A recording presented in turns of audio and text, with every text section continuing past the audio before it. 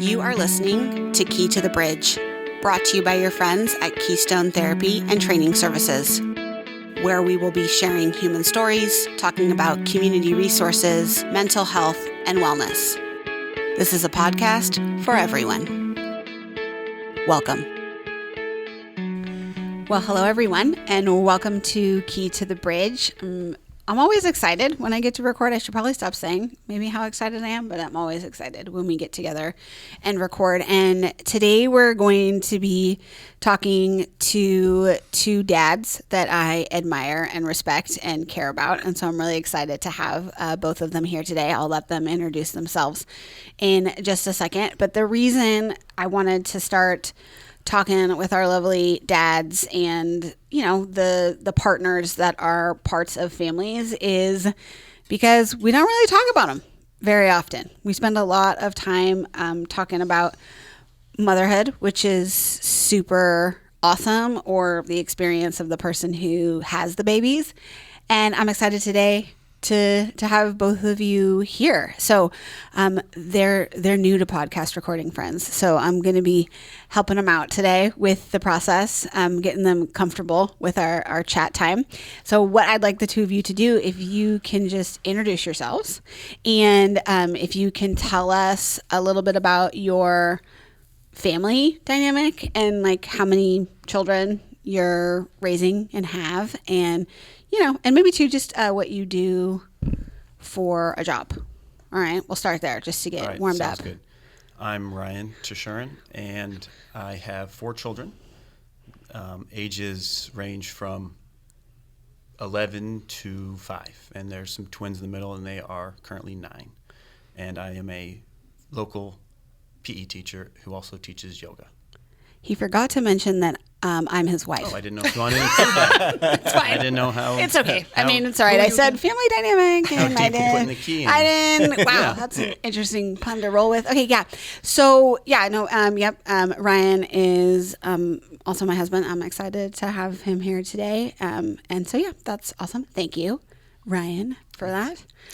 My name's Richard Gonzalez. I work here at Keystone, part of the ECM and CS group, Enhanced Care Management and Community Support.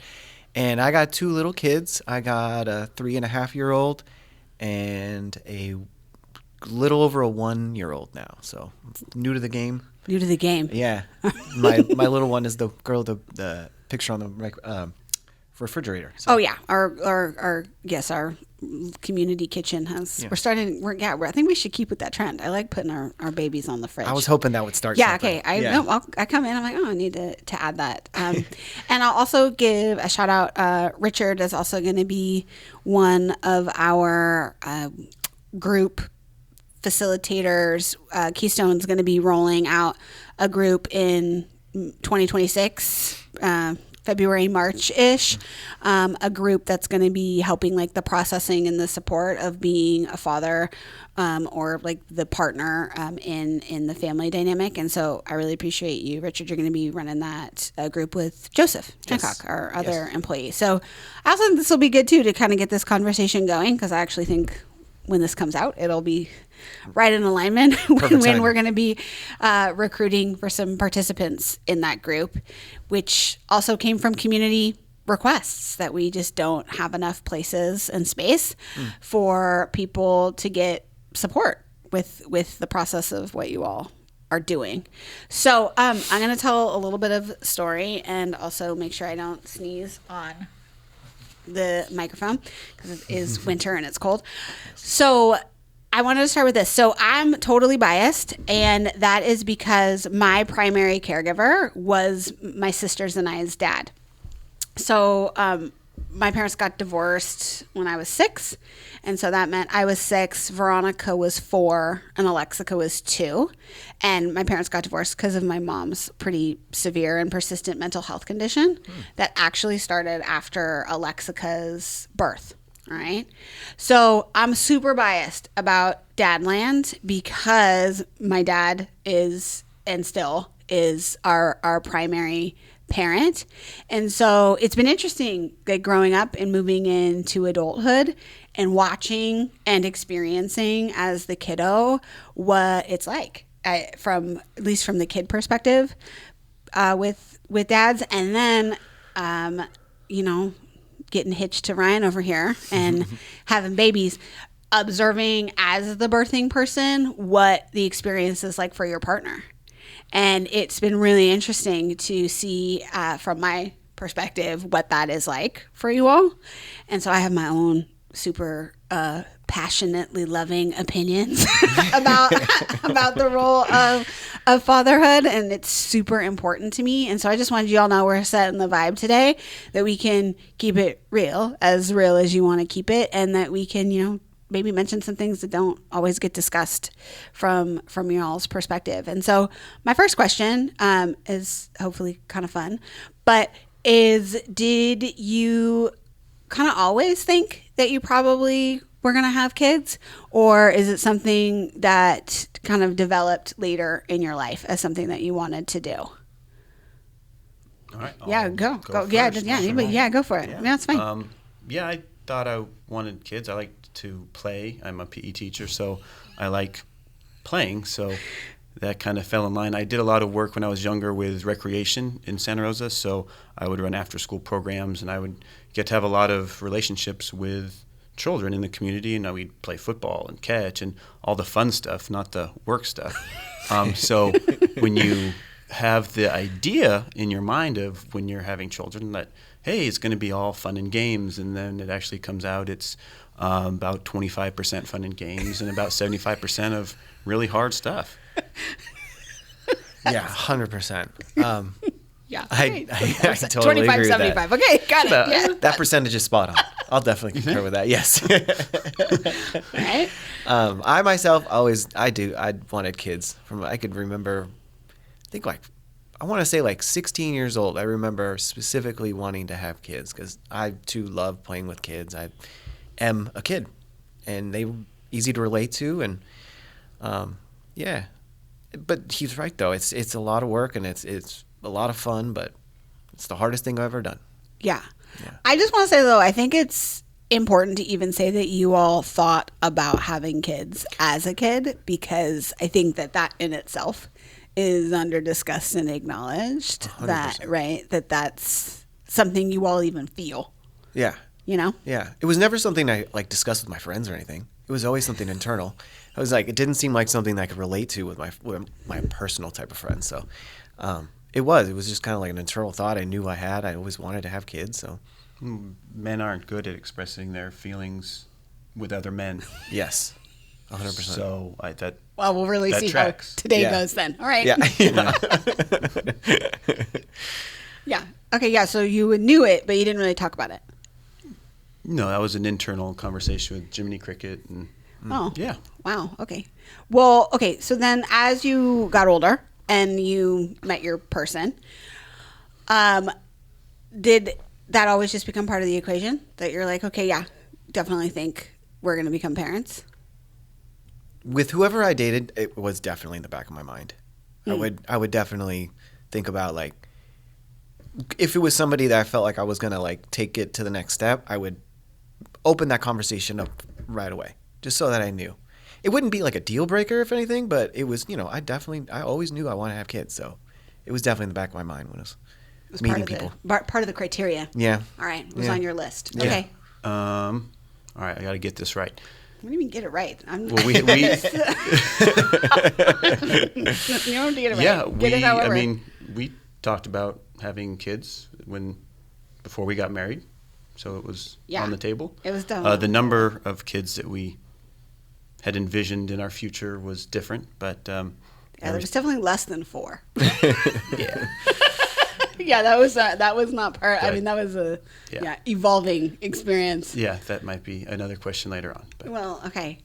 Yeah, I do think that it is interesting. If you know you want them, it is something you talk about usually sooner in a relationship, just to feel it out. How many you have? Or just in general, if you want them or not. Because I think it is one of those things where if you don't, that's okay. It just might not work then. Yeah. Well, with my wife, I knew right off the bat though. Well, her mom was a second grade teacher, and she grew up in education or working. She's a teacher, so I always got that vibe right off the bat too, which I didn't feel before. So that was a solid win. Solid win. Yeah. Richard, I just have feelings too, because like even you saying that you observed the feeling that your wife wanted to be a mom, I do think men get put in this category though, that like that isn't part of your spidey senses, that you think and feel it in that way. And that's just a very female hetero comment to make, but I just think that there's this piece around like being a dad or wanting a family in that way that you don't get to show it, at least from my experience, the same way you do as a woman. Like if, you know what I mean? I can talk about being a mom and talk about wanting a family and talking about all those things like extremely open. Extremely open. And then I feel like I have to be a little bit more guarded. You can tell me if I'm wrong on my assumption. Maybe not necessarily guarded, but an interest. I don't think I ever met anybody that was like interested in talking about, like, from males or my friends or whatnot. I don't think I could ever remember a conversation with one of my friends where like, so do you want to have kids? How do you feel about that? That would never happen. You know what I mean? I would have loved to, but just not going to happen. Maybe might not now though, as I get older, you know? Yeah. It's different. At work, some kids might bring it up, like At your work? yeah, Children might bring it some up? juniors and seniors in high school, like. But now, in Now, 2025. Yeah, 2025. Or when I get to teach sex ed, some serious students might bring it up and ask some questions. Yeah. Yeah. You think there's a shift that's happening? There's still a lot of growth that needs to happen, but there's a small group of students that bring it up and ask serious questions about fatherhood and parenting. Yeah. Yeah. Okay, so here's my other question. Do you think the role modeling you got as a kid, when you think about either your fathers or men in your life who were really important to you, do you feel like the way they parented and raised kiddos is similar or different? It could be both, to the way you're, participating in, fatherhood now. Yeah, for my dad, he was the dad that I want to be. He was such a good role model. He was everything that I don't expect a dad to kind of be, the stereotypical kind of media-driven kind of image of it. He was very sensitive. He had the ability to talk to me in a sense, and it was exactly how I envisioned being a father myself. So I had a great example. And other than that, though, I didn't have any close relationships with my grandparents or anything. There was too much of an age gap. But yeah, my dad was really the reason why as I envision myself as a dad, that's who I want to be like. Okay, Richard, I have a quick follow-up question. Do you feel like in your house were there like the traditional kind of gender roles around like what your dad did versus, if I'm making an assumption your mom was also in the house, but like how did that roll? It was kind of like split in the middle. Like the first half of my life, my mom was going to school, trying to be a nurse, and mostly took care of us. And my dad was a full-time worker. So by that traditional sense, the dad works, mom kind of thing, stay at home. Yeah. But that was, and then once my mom finished school and then became a nurse, I was about a teenager. That's when it kind of shifted to the more modern side where both parents work and kind of created that kind of household. Yeah. Like, would your dad change a diaper?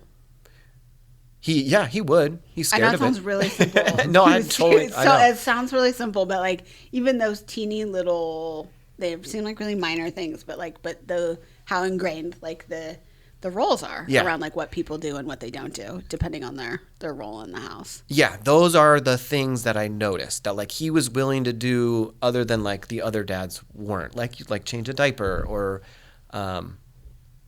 I can't think of a specific example right now, but I just I can remember thinking that he was doing things that stereotypical dads weren't really doing. Especially how he would have conversations with my mom too. I always noticed that he was more willing to listen and engage in a conversation instead of just trying to command it or tell her something, you know. That was always something that stood out. They were a team. Yes. Yeah. That's really important. It is. Wow. Okay. Yeah. That's okay. That's awesome. Yeah. Like, that sounds lovely. Yeah. It does. It sounds lovely. Yeah, it was awesome. That's Yeah. really important. That's Yeah. really important. What about you, my friend? Yeah, my parents were a team. My dad would cook more on the weekends because he had a full-time job outside of the home, where my mom, most of my growing up, she was at home taking care of us. And then as we got older, she had other jobs that were outside of the home. But yeah, my dad, he took on some non-traditional parenting household roles that he instilled in me. I love to cook, so that's where I try to model some of what I saw when I was a child as well. Yeah. So I asked you that question because as the birthing person and being a woman, I think that what I have observed is how there's still very much this like exclusion of the father or the partner or whoever's going to be with you when you're having a baby. Like, you're not really part of the situation from the beginning. And I'm not saying there shouldn't be a ton of attention on the birthing person, but I do think that it's super interesting. Ryan and I have talked about this a bit. Like, from the moment you find out you're going to have a baby and you enter like the medical system or some of the, yes, capitalistic social media ideas of like how you're going to get help or like learn what's going on, very little is about the partner or and the person who's going to be helping with the baby. And then when you put the word like father in front of it, I mean, there just isn't.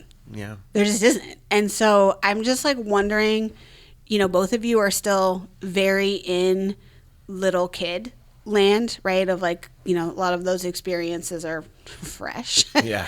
On Yeah. what that has been like entering the fatherhood experience. And so like, what was it like for you at the beginning when you think about finding out, entering some of those systems, even like telling your community, you know, about, you know, entering fatherhood? Like, what was the beginning like for you both? Well, I mean, that was only a year ago, so it is still fresh in my mind. Yeah, real fresh. Yeah, Real. and both of the births were very different too. So it was really cool to see how like one birth can be so different from the other. When my daughter was born, it was very planned. She had a date where she was going to be I forget that word. Induced. Thank you. Mm-hmm. And then so it was very, you know, we had a good idea what was going to happen. So it was really nice because it was less stress, and I felt like my wife is a big planner too. So she liked those key points of this is going to happen. Now Yep. this is going to happen. And then when my little man came, whole nother story. He like put her through a lot of pain. Contractions were a lot worse. She had a lot longer of a labor, and like that was the scariest moment of my life. I don't think I've ever felt more scared in my life. She was screaming, and I just felt so bad, and legitimately almost fainted, like feeling weak in my knees, like could not. And you're standing there doing nothing. Everybody's running around, helpless. It's a hard feeling. You're trying to think of what the best thing to do, but it was still valuable in its sense, though. I'll never forget that. Yeah, I think you talk about like you're doing nothing. That's not true. Yeah, you just feel, I guess that's how I felt, though. I felt like I was doing nothing. Mm-hmm. I was right there. I would do anything. If she called for it, I would be right there. But in the moment, trying to stay out of the way of like the medical professionals and don't say anything to make her upset and stuff, you know, kind of thing. Yeah. Yeah. Do you remember what about it was so scary? I think it was just because it's so different. I had a vision of what was going to be like when my daughter was born. It was just so different with my son that in my head it was just more chaotic.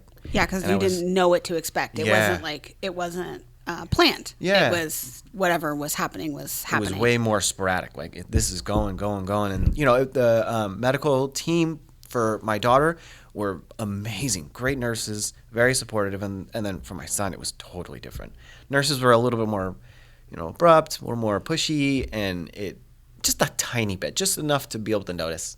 And it was, I could tell it was making my wife a little unsettled. So that was a little hard too. That was a little hard. Yeah. Do you feel like anybody even, like, did people talk to you? Somewhat. I'm a quiet guy though. So you can almost, But you were in the room. I know, but I put off a vibe. I know. I just feel like I was like, I had a sense to me where they almost could tell that I didn't really want to talk at that moment. Mm-hmm. I didn't really want to. So I think that's what they kind of picked up on. Mm-hmm. So yeah, you were quiet. I was. All right. Yeah. All right. I can like visibly see like both of you. All right. Sorry. Take a breath. I mean, yeah, you know, like bring you back to like some great things and also some probably challenging days. Yeah. All right. We got to go back 11 years here. All right. So our first child was born on his due date, very planned, in a hospital. We walked in, and birth was pretty uneventful. And then other than a baby was born. Yeah. I mean, that is the event. Yeah, that is the event. Yeah. Okay. Yeah. The accommodations they had at the time at the hospital we were at were a couch that's a little bit longer than this chair I'm sitting in, and they don't give you food. They don't have a place for you to sleep. You sign a piece of paper. They don't really include you in what's going on because it's not there for you. And they don't tell you much on how to help your partner or the child. So that was the first one. That was an illuminating experience? Yeah. Where were you guys? Can we talk? We were at Kaiser. We were at Kaiser. Yeah. Okay, us too. Yeah, Kaiser as well. And that's pretty traditional. That's pretty par for the course. Yeah, that's most experiences. Yeah. Did you have a bed? Like you said, it was a couch that folded out into like a second couch with like a seam in the middle. Yeah, or an armrest or something. Yeah, it was not comfortable. Yeah, but it's not funny. I shouldn't laugh, but I'm visually remembering where you all had to like sleep in a ball to try to get some rest. Yeah, I mean, I'm tall. I'm 6'2", and my legs were hanging off. But I didn't complain because I didn't do anything except support you and the new child, right? So I didn't go through a physically demanding experience. Well, emotionally, but not physically. You were awake for a long time. I was awake for a long time. Yeah, you're awake for a long time. Yeah, and then the twins were early, and we were in the OR because if something happened, then we had to change from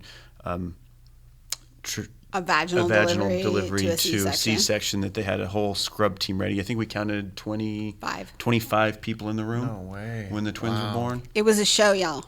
Yeah, and then I was the star. And then they brought in the med students to come and watch for part of it. Yeah, it was definitely. But you were a champ. Yeah, I was. We won't make too much noise for the mic. That was a nice high five. Yeah, that's true. Yeah, you did an amazing job for both of them. But when they gave you that medicine, the fentanyl, that was scary. Yeah, that was after. That was after, but you weren't there, and I felt alone for a while because. Yeah, I didn't have any. That's true. I didn't have any drugs. I didn't have drugs during the delivery, but afterwards. I was like, yeah, a nap sounds nice. Yeah. And then you were like, you were alone. Yeah. I was sleeping. Well, I was sleeping. You were like, asleep. Well. And I feel like, hopefully she comes back out of this one. Fingers crossed. Fingers crossed. And then in the hospital, same bed setup, but we were there for an extended period of time. 5 days. 5 days. Oh, wow. Because everybody, first it was one child, then it was the other child, and then it was you, and so just back and forth on waiting to get released. So, and I'm just, sitting there trying to learn everything about having two at once. But then when you did end up taking a shower and you left the two twins with me, it wasn't even 30 seconds. I was holding both of them. They were like trying to go to sleep. As soon as the shower turned on or they didn't smell her anymore, they started both crying. Oh, no. And I'm like, all right. Here we go. Giddy up. This is gonna be fun. And that's when I came to the realization that someone is always going to be unhappy. Yeah. Yeah, I can't service everyone's needs at the same time, because we had a 2-year-old at the time and then newborn twins. Wow. So with that percentage I gave at the beginning of the 25% is the fun and the 75 is the work, it also might be my perspective having 4 children instead of 2. I was thinking that too. I was thinking how different it would be when, because that was a key moment too, is when my son was born and then our daughter came to meet him for the first time. That was just a whole nother level, like on the emotional side. You're realizing my daughter will not just be us 3 anymore. Nope. It's us and you know, he's part of the family, but he's coming into it, and that was a crazy feeling. Yeah, in all the books I read pre having kids, they talked about how to introduce a pet to the new child, but they didn't really talk about, or at least I didn't read that. I mean, there's only so much you can digest. But how to introduce the other child to the new children. Yeah. Mm-hmm. And even just my wife and I, we cried a few times just because we loved that our daughter had the center of attention for this time, and now it's going to be stolen a little bit, and that was a trip. That was a weird loss. thing. Yeah, a little bit. Yeah, for sure. Yeah. Yeah. And then didn't sound like you're finished. Go ahead. Oh, for the fourth birth, it was during COVID, and at the time I wouldn't have been able to assist or be in the room. So Erica was extremely passionate and smart, and I should have listened to her because she wanted to have a home birth. And I'm like, no, you're crazy. We need the support of the hospital.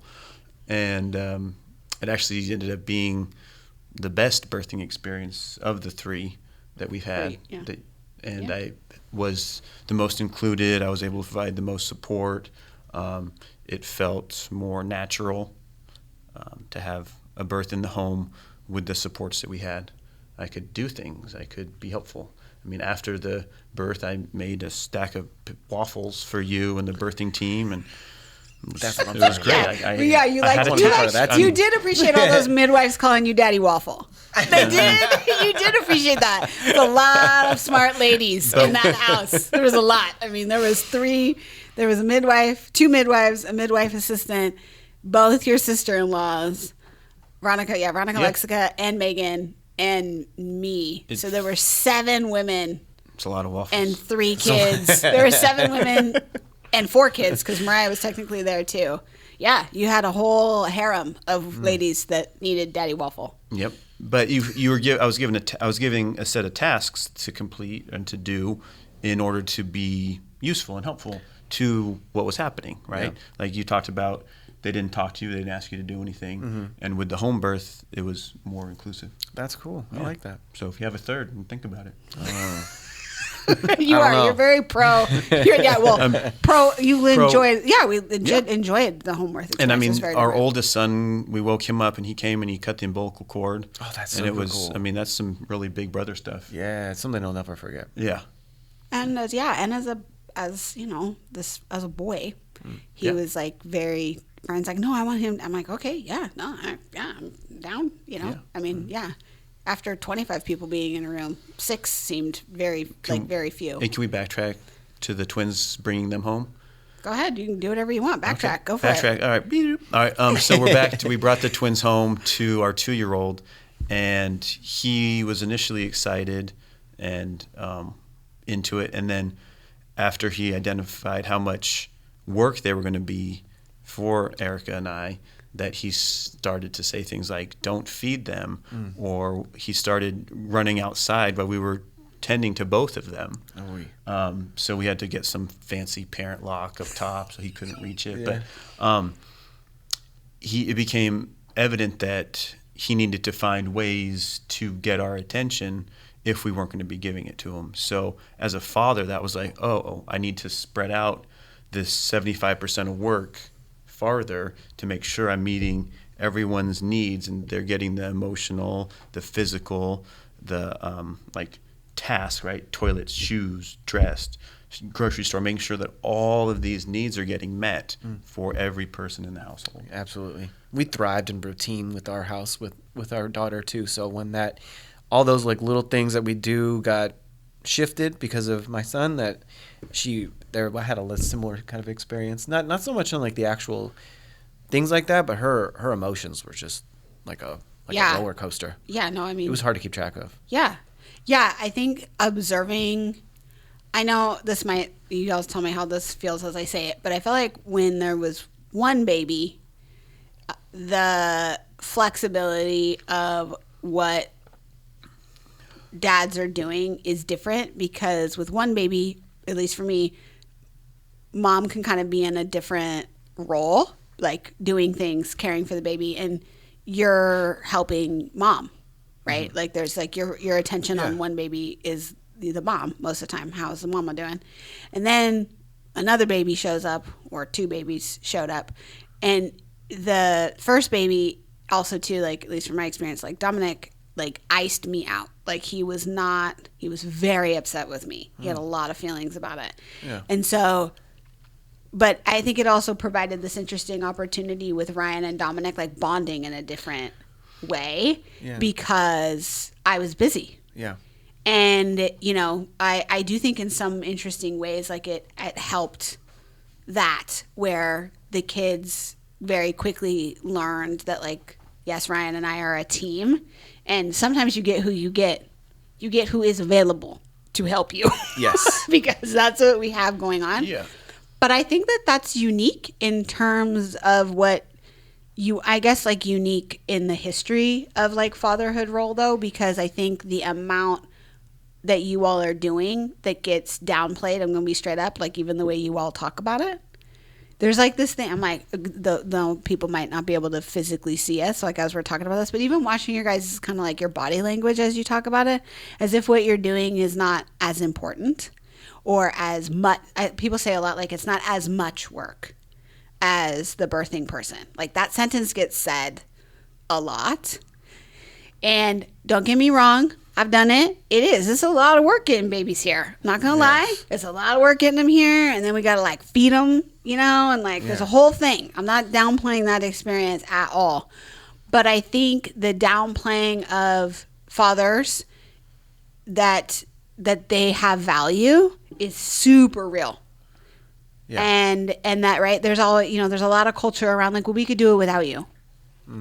Right? Like that's like there's a super cultural tone about that, right? And I get it. We can talk about primates and evolution, all those things. Like I understand like some of the sentiment, but I do think that vibe that a lot of dads pick up on is like why they distance themselves. It's because I think they think they're not needed or wanted because they can feel it, that they're not as important. And so I just want to speak to that. Like everything you all just described and the way you're showing up for your families, I think there's a lot of dads that do that on a regular basis, and a lot of dads that maybe don't because they don't feel like they're allowed or that they're not welcome. And then I think there's probably dads too who also didn't have any type of frame of reference or experience to really know what they can do. And all three of those things can be true at the same time. Like they're not mutually exclusive. There's also 100%. Also culturally. Yeah. I mean, can I tell the story about South Carolina? Oh, sure. You can tell whatever story you want. They're your stories. Well, so we went to South Carolina. It was before we had kids. Yep. We met some of your family, and I was trying to help in the kitchen, like do dishes or help chop vegetables or just some, normal tasks when I grew up or in my house.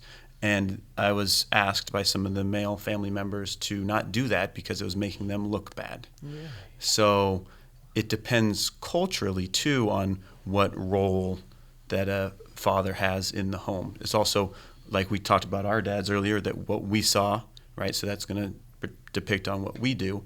But then also I would say that there's a cultural 100%. Cultural and generational. Like there can be both things, happening, definitely. Yeah. Like what you're supposed to do. Yeah. Super interesting. Yeah. I do want to say too, though, you all I love how I talked about like the first time you all went straight to like the birthing scenario. And I think that's partly because it's like a severe shock to everyone's system, like what that experience is like. But I'm wondering too, like when you first found out you were going to be a dad, right? Your lovely wife comes and tells you that you're going to have a baby. What was that like? Oh, man. Oh, man. Like I don't have enough money. Yeah. Oh, really? That's the first thought. It was a first thought, and yeah, it's still a thought. But no, I was kind of joking. But it was I said I always wanted to have kids, but once you get that realization when you find out you're gonna have a kid, it's totally different. I was very scared, and of all those stereotypical things. Will I be able to? Will I get enough sleep?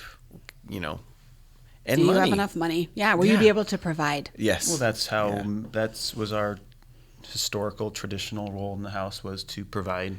That's how we could provide for the family.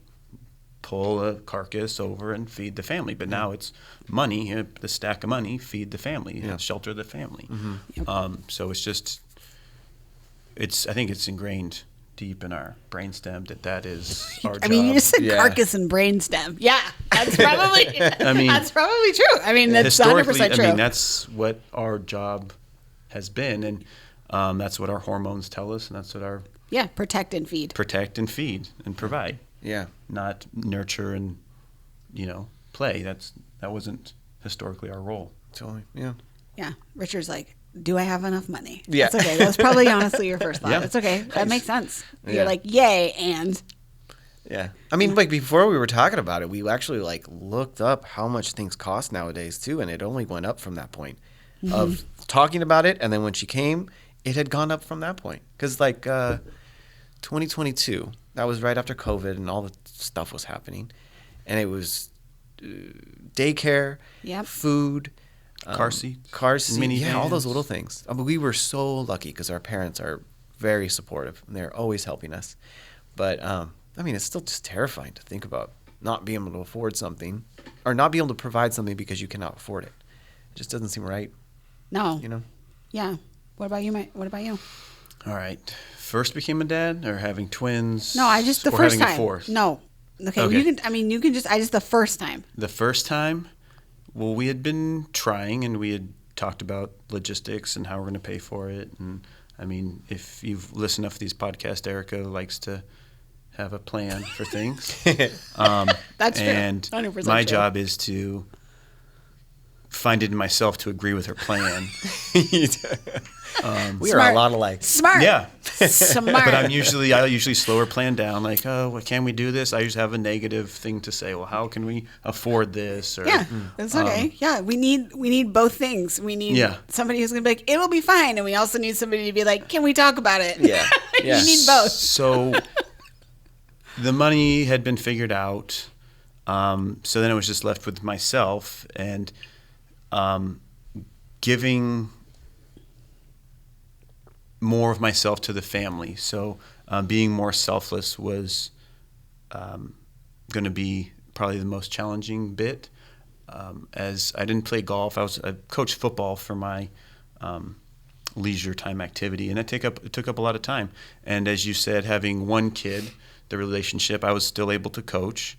And then once the twins were born, I decided, Erica asked me to stop coaching football because it takes too much time and it doesn't really provide anything for the family. So it doesn't. It provides things to you because it helps you because you love it. It was just a divide of time that was wasn't going to work. So that giving up of oneself for the greater good of the family is kind of what I had to come to the realization. Yeah. Yeah, and that's a different process. What about you? Oh, we're not talking about mothers. Well, you can talk about me. You asked me. We're going to flip it. What were your thoughts when I told you about you?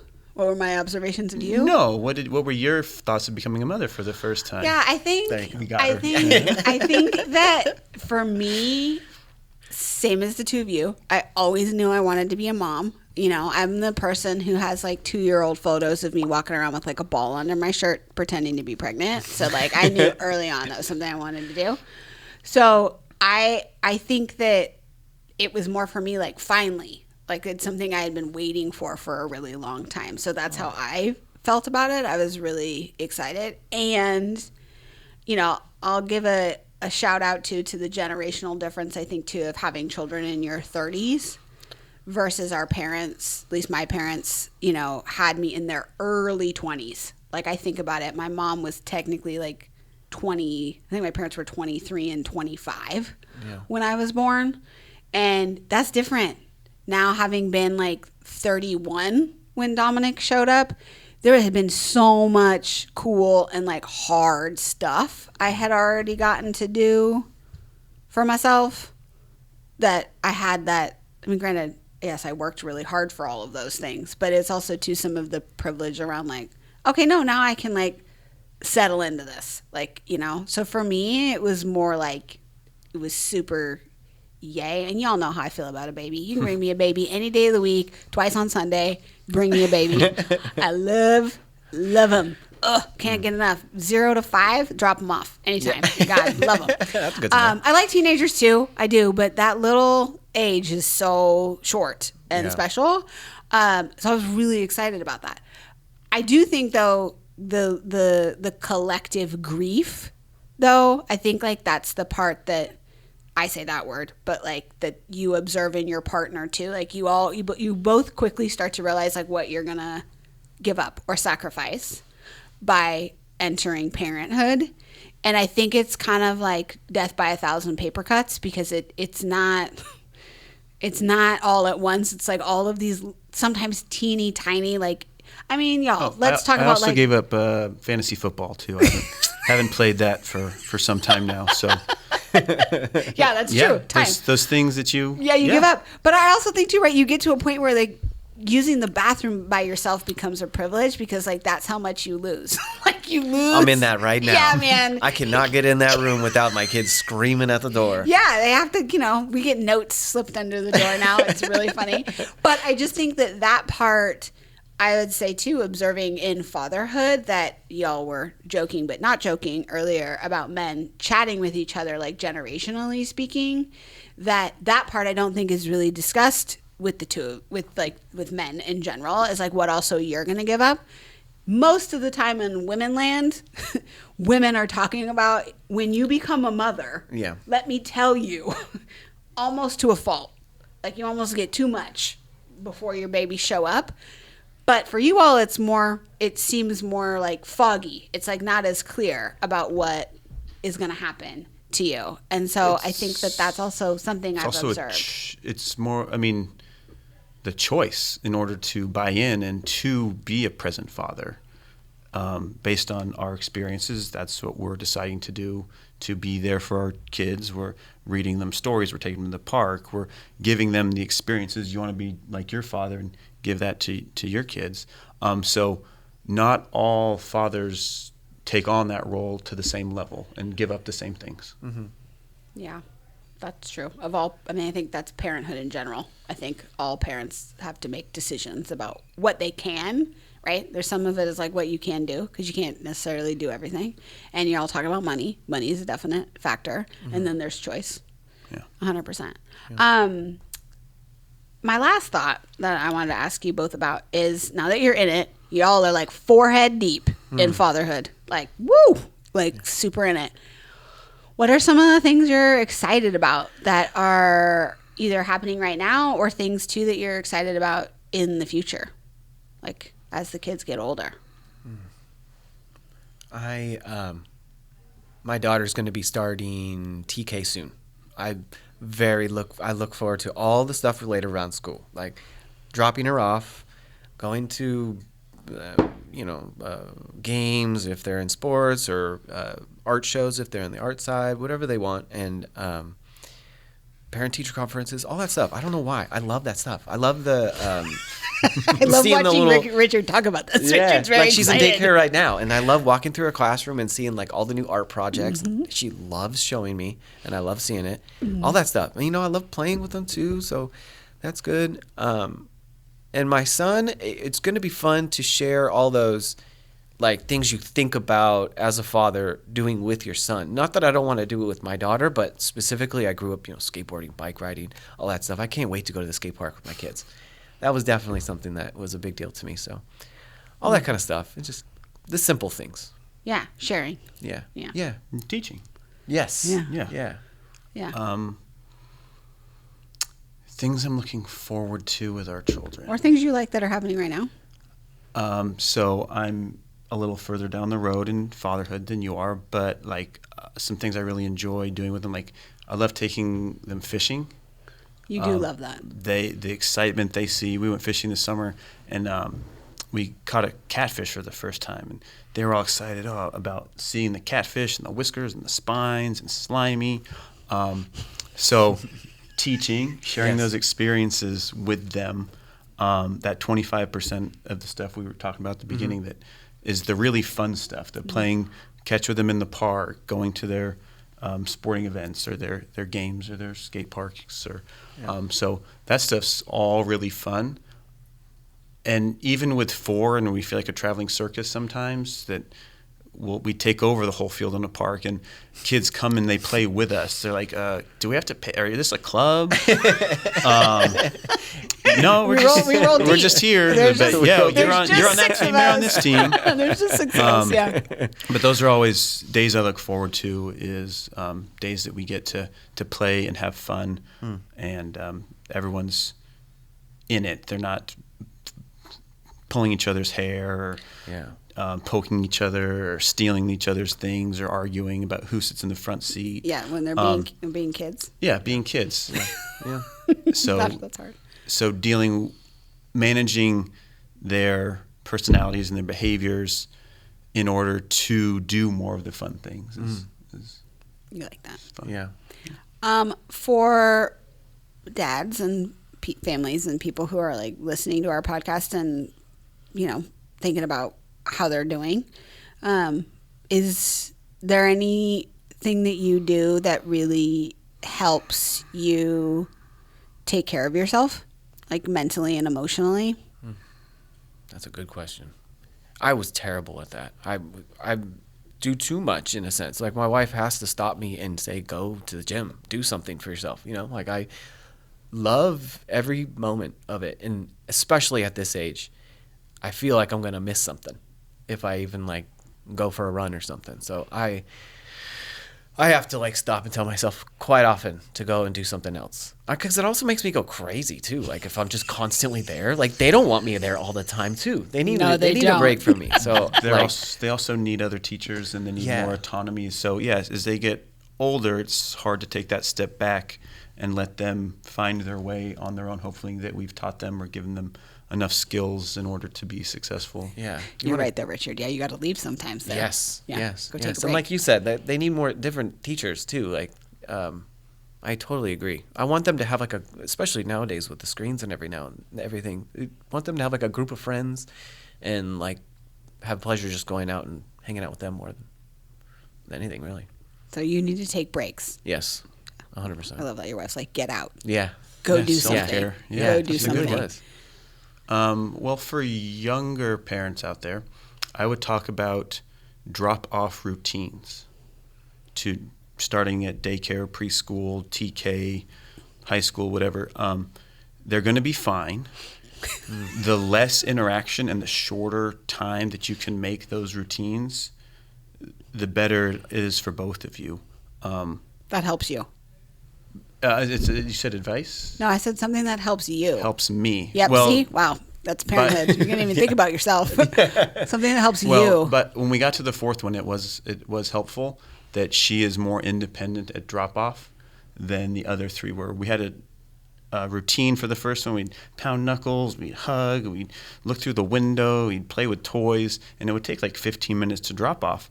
And that's not feasible for 180 days of a school year, right? Yeah. So think about how many times you're going to be doing that routine. Yeah. But then with the last one, it was hug for 10 seconds, and then I say goodbye, and then it was over. So having that routine with our youngest was helpful for me to get on to the other things so I could provide for the family. And not, you also like get to your job. So you're talking about having a morning routine because you really like to be where you're supposed to be early and on time. Can you be early and on time? You like to be early. If you're not early, you're late. Yeah, you call it on time. I call it early, but you like to be. I should just say early. Yeah, because you like to be early. You like the routine. So what you're saying is you like to have a routine because it helps you. Yes, it also helps them. They know what's expected. They know you're going to come back. Yeah, it does. That's true. Yeah. Okay. And if they do cry, they usually stop crying after about 5 to 10 minutes. Yeah. Yeah. Yeah, I appreciate you both. You both need to take some more time for yourselves is what I'm hearing. I feel like that. If that's all we could come up with is go for a run and routine at drop off, okay, we got to work on that, okay? And I mean it because I do. I think there's this feeling of like, am I doing enough, right? And that if you feel like that all the time, then you don't usually take time for yourself, and that's really important. And your kids need to see you do that too. Yeah, and time with my wife too. We have to tell each other, okay, this week we're going on a date. The parents are coming over to take care of the kids too, because you'll just lose your relationship in taking care of those kids, and like the resentment and stuff like that of how you're doing it and stuff just builds and builds and builds. So if you just get away, have some fun, do something that you used to love, and get that reminder of why you're together, and that's always a big deal with us. Yeah, you definitely need reminders for why you're together. Yeah, because your children will just take it all. Yeah. They don't mean to. Yeah. They do. They just take it all. Yeah. And it's super important. I just want to say it's a big deal y'all are talking. It's good to like model what we hope to see more in the community. And so I appreciate you all coming because it's been a minute. We've been doing the podcast and I've been trying to figure out how to get some dads to come. And I appreciate you both trusting me with that. And yeah, it'll be great as we start rolling out more support in the community for folks like yourselves doing all that parenting. It's super important. And so I appreciate you both coming. Maybe we'll have you come back again sometime, see how it's going. That'd be cool. Checking in. Yeah. All right. Yeah. All right. Thanks. Thank you. Bye. You've been listening to Key to the Bridge, a podcast brought to you by your friends at Keystone Therapy and Training Services. I'm your host, Erica Bosque. Key to the Bridge is recorded and produced by Jeff Henderson and Brian Henderson. This is a podcast for everyone.